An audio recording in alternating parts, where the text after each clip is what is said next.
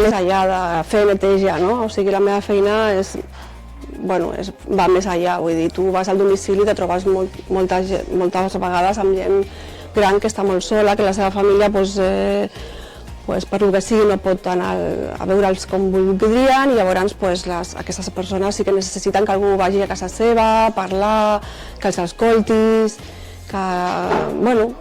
escoltar-los, estar una mica pendents d'ell, i tu a la vegada vas fent la neteja, no?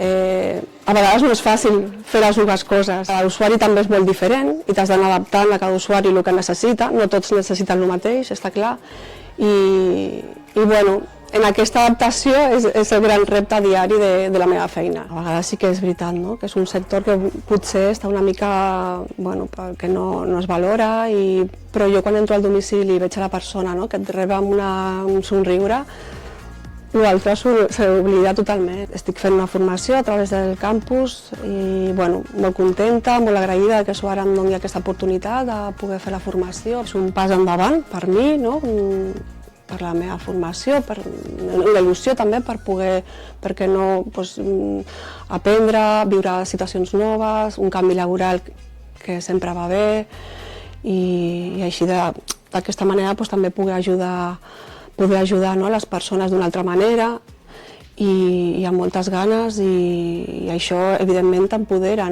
La proximitat que tenim entre tots, això arriba, i potser en una empresa privada no acaba de, és tot més per esglaons o per nivells, i aquí al final quan fem una assemblea tots som iguals.